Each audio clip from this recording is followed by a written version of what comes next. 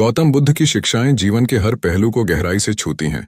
आलस्य, जो मानसिक और शारीरिक अवरोध के रूप में कार्य करता है, व्यक्ति के विकास में बाधक बनता है। बुद्ध ने इसे दुख का प्रमुख कारण बताया और आलस्य से मुक्त होने के उपाय प्रस्तुत किए। आलस्य न केवल शारीरिक निष्क्रियता का प्रतीक है, बल्कि यह मानसिक दुर्बलता को भी दर्शाता है।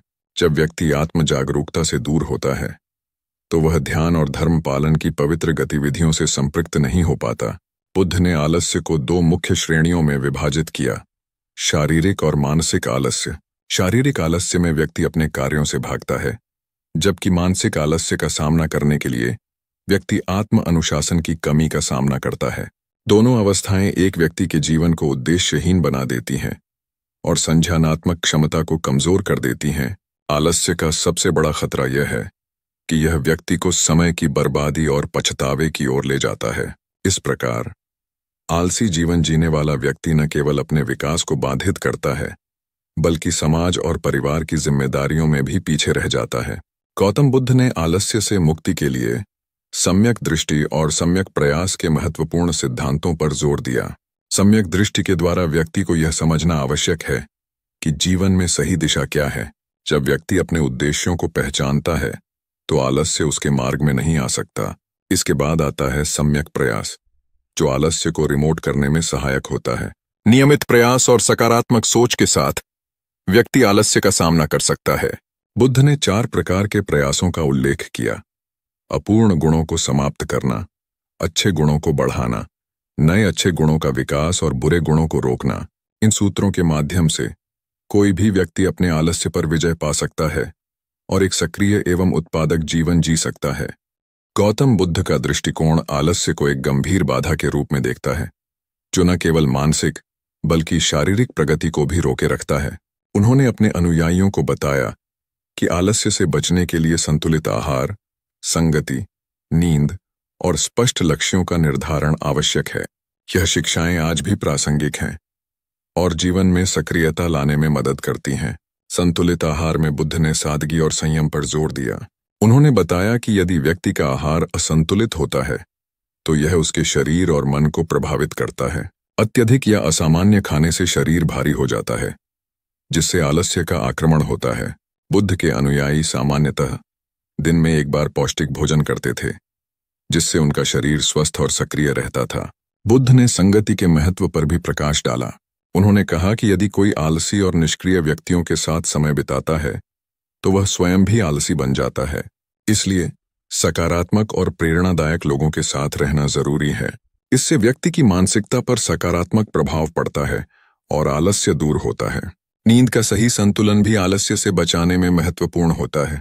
बुद्ध ने अनुशासित और संतुलित नींद की सलाह दी, क्योंकि अत्यधिक या न्यूनतम नींद दोनों ही आलस्य और मानसिक अशांति का कारण बनते हैं। व्यक्ति को एक नियमित नींद की आदत डालनी चाहिए, जिससे वह तरोताजा महसूस करे और मानसिक जागरूकता बनाए रखे। एक महत्वपूर्ण उपाय है जीवन में स्पष्ट लक्ष्यों का निर्धारण। बुद्ध ने स्पष्ट लक्ष्यों के प्रति अनुशासन रखा। जब व्यक्ति के पास कोई लक्ष्य होता है, तो वह आलस्य में नहीं फंसता।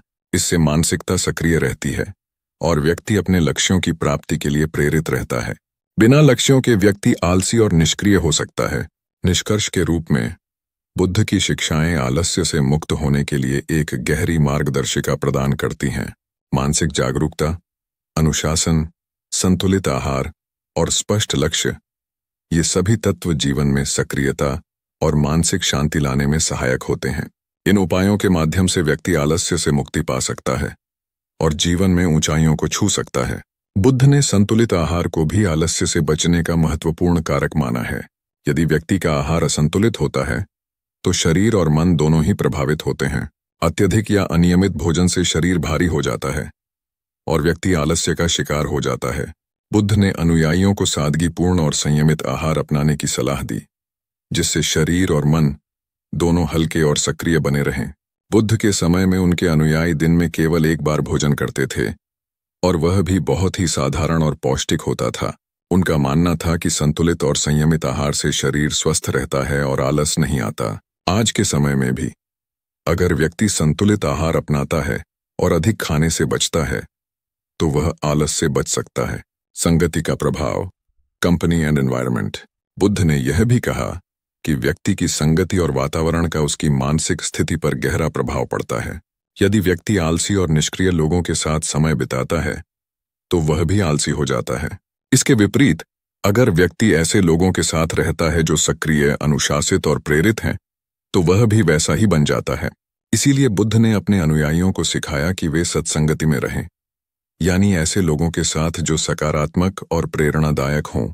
इसके साथ ही बुद्ध ने यह भी कहा कि व्यक्ति को अपने आसपास के वातावरण को भी साफ, सजीव और प्रेरणादायक बनाए रखना चाहिए।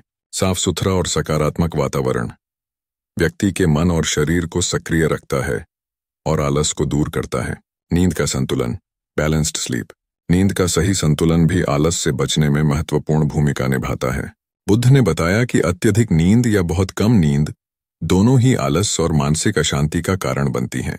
उन्होंने अनुशासनित और संतुलित नींद लेने की सलाह दी ताकि शरीर और मन को आवश्यक विश्राम मिल सके, लेकिन आलस का शिकार न बने। आज के समय में भी यह देखा गया है कि अधिक नींद लेने से व्यक्ति का शरीर सुस्त हो जाता है और आलस महसूस होता है। इसीलिए व्यक्ति को एक संतुलित नींद की आदत डालनी चाहिए, जिससे वह ताजगी महसूस करे और शारीरिक और मानसिक रूप से सक्रिय रहे। लक्ष्य निर्धारण, गोल सेटिंग आलस से बचने का एक महत्वपूर्ण उपाय है। जीवन में स्पष्ट और निश्चित लक्ष्यों का निर्धारण करना। बुद्ध ने सिखाया कि जीवन में उद्देश्य और लक्ष्य होना आवश्यक है, क्योंकि जब व्यक्ति के पास लक्ष्य होता है तो वह आलस्य में नहीं फंसता। लक्ष्य व्यक्ति को सक्रिय और प्रेरित रखता है और उसे आलस से दूर रखता है।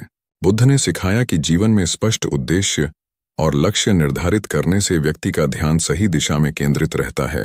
जब व्यक्ति के पास अपने जीवन में कोई लक्ष्य होता है तो वह आलस से नहीं घिरता, बल्कि सक्रिय रूप से उन लक्ष्यों की प्राप्ति की दिशा में काम करता है। यह प्रेरणा और अनुशासन का संचार करता है और व्यक्ति को निरंतर आगे बढ़ने के लिए प्रेरित करता है। बिना लक्ष्यों के व्यक्ति आलसी और निष्क्रिय हो जाता है, जबकि स्पष्ट उद्देश्य जीवन में सक्रियता और जागरूकता लाता है। निष्कर्ष, गौतम बुद्ध की शिक्षाओं में आलस को एक गंभीर बाधा के रूप में देखा गया है, जो मानसिक और शारीरिक प्रगति को रोकता है। आलस से मुक्ति पाने के लिए बुद्ध ने मानसिक जागरूकता, अनुशासन, नियमितता और ध्यान जैसे उपायों का सुझाव दिया। उनके अनुसार सही दृष्टिकोण, उचित प्रयास और आत्मनियंत्रण के माध्यम से व्यक्ति आलस से छुटकारा पा सकता है और अपने जीवन को संतुलित और सक्रिय बना सकता है।